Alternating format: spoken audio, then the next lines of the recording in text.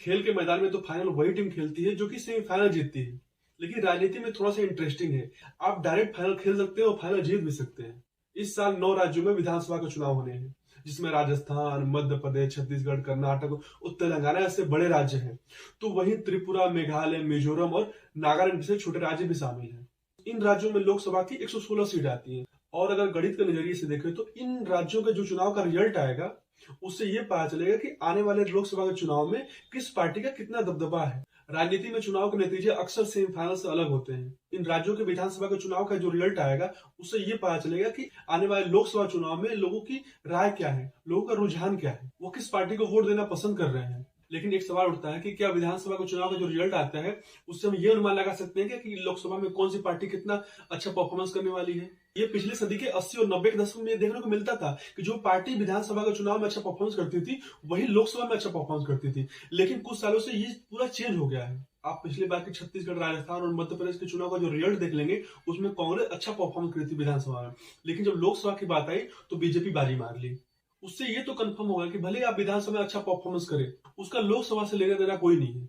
जब नवंबर 2018 में राजस्थान, मध्य प्रदेश और छत्तीसगढ़ में कांग्रेस ने जीत दर्ज करी थी, तब राजनीतिक जानकारों का एक तबका ये मानने लगा था कि मोदी सरकार की उल्टी गिनती शुरू हो गई है। लेकिन अगले साल ही आम चुनाव हुए और उसके नतीजे बिल्कुल उलट रहे। छत्तीसगढ़ की 11 लोकसभा सीटों में से 9 में भाजपा ने जीत हासिल करी। इसी तरह राजस्थान के 25 में से 24 सीटों पर भाजपा कामयाब रही। एक सीट पर राष्ट्रीय लोकतांत्रिक पार्टी के खाते में गई थी। मध्य प्रदेश के 29 सीटों में से भाजपा 28 पर जीत दर्ज करी थी और मात्र एक छिंदवाड़ा जगह था जहां पे कांग्रेस जीती थी।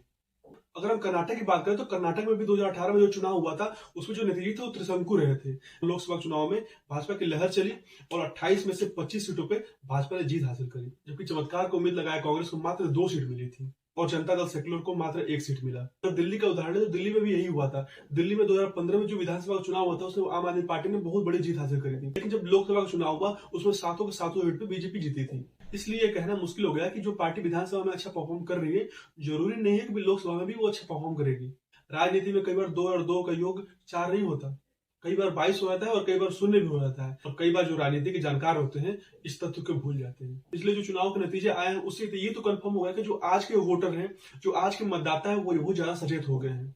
उन्हें पता है कि राष्ट्र के नजरिए से किस पार्टी पर भरोसा किया जा सकता है और आज के लिए कौन सी पार्टी बहुत ज्यादा अच्छी होगी। इन राज्यों में लोकसभा की ऐसी 38 सीटें हैं जो कि जनजाति या अनुसूचित जनजाति के लिए आरक्षित है। भाजपा का पिछड़ा वर्ग और अनुसूचित वर्ग के लिए जो राजनीति रही है, उसकी वजह से इस वर्ग में पार्टी का पहले से ही असर है। आपने देखा होगा कि भाजपा ने 2022 में राष्ट्र के सर्वोच्च पद के लिए, यानी कि राष्ट्रपति के लिए, द्रौपदी मुर्मू का नाम आगे करा। इससे क्या होगा, जितने पिछड़े वर्ग के लोग थे ना, वो भाजपा की तरफ हो गए। कई ऐसी पार्टी थी जो भाजपा से विरोध करती है, लेकिन जब नाम आया द्रौपदी मुर्मू का, तो पार्टी मिलकर राष्ट्रपति चुनाव में एक हो गए थे।